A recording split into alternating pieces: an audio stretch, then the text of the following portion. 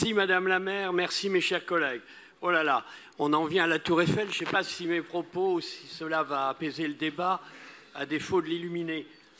Nous allons sur la Tour Eiffel. C'est le symbole de Paris dans le monde et aussi une des landmarks de la France, le troisième monument le plus visité. L'intérêt de votre mairie pour ce joyau est inversement proportionnel à sa grandeur. Est-ce l'ombre de cette Tour Eiffel sur votre hôtel de ville?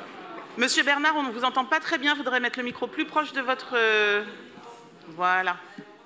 Ah, voilà. Donc je disais, est-ce l'ombre de cette Tour Eiffel sur votre hôtel de ville? La Tour Eiffel, c'est aussi un écosystème social avec ses personnels, technologique avec ses récurrentes remises en état d'un matériau fragile, écologique avec le Champ de Mars, économique pour la ville, emblématique et donc médiatique, donc politique. Pour le pire, dans le social, 19 jours de grève en 2023. Depuis quelques années, les syndicats du personnel dénoncent leurs conditions de travail, les dégradations de l'outil de travail. Ils s'appuient sur de nombreux experts qui viennent nous exprimer leurs inquiétudes concernant l'état préoccupant du monument entre défauts de peinture et traces de rouille. La Tour Eiffel se dégrade à vue d'œil. Alors, vous refusez bien de la classer, c'est ça, hein? L'idée d'une cession à travers un montage pirouette juridique n'a-t-elle pas même croisé l'esprit avant de rembourser les dettes? C'est pour pallier à vos insuffisances que dès février 2024, Rachida Dati a proposé de classer le monument. Vous l'avez refusé. Maintenant, tous les problèmes vous tombent sur les bras. Comme dit Audiard, les emmerdes volent en escadrille. Malheureusement, ce n'est pas le cas de nos couples de faucons pèlerins, victimes aussi, comme la biodiversité, de la dégradation de cet écosystème. Cette dégradation lente et visible est le fruit de dysfonctionnements structurels et d'irresponsabilité de sa gestion et celle de son actionnaire principal. C'est ce que pointe la CRC. Au-delà du non-classement du monument, vous avez constitué la mise en ciseaux du business model fragile de l'ACET par le passage de la redevance de 8 millions d'euros par an en 2018 à 50 millions d'euros en 2024. L'ACET n'a plus de marge de manœuvre pour rénover et entretenir le monument. Cette gestion financière avait été l'objet de nos débats en mai 2024. Un nouvel équilibre financier avait été trouvé, mais ce n'est qu'un palliatif temporaire car les difficultés structurelles demeurent.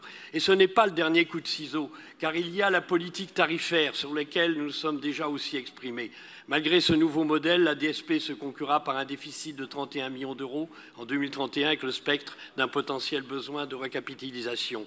Alors la CRC vous reproche de ne pas exercer pleinement votre responsabilité en tant qu'actionnaire délégant.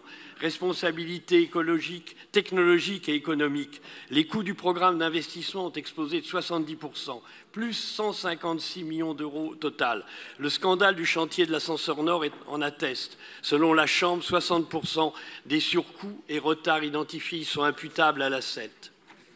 Pire encore, la CRC parle d'erreur de conception ou de méconnaissance du monument.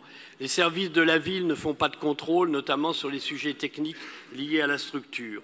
Et maintenant, voler de l'économie du monument, la politique RH. Il semble que s'il y a singularité, ce n'est pas dans le bon sens. La Chambre nous apprend que des primes sont versées, même en l'absence de justification, ou bien rémunèrent des périodes non travaillées. Mieux encore, en 2023, le salaire moyen du personnel est supérieur à la moyenne des cadres en Île-de-France. On est amené à s'interroger si cette politique salariale généreuse pourrait se justifier par l'accomplissement d'une prestation effective. Mais le compte n'y est pas si l'on regarde l'ergonomie de l'accès au monument et son fonctionnement. C'est pourtant, là encore, un levier très intéressant pour dégager des ressources. Sinon, vous pouvez continuer d'abandonner vos responsabilités et laisser à Rachida Dati le soin de classer la Tour Eiffel. À bon entendeur, je vous remercie.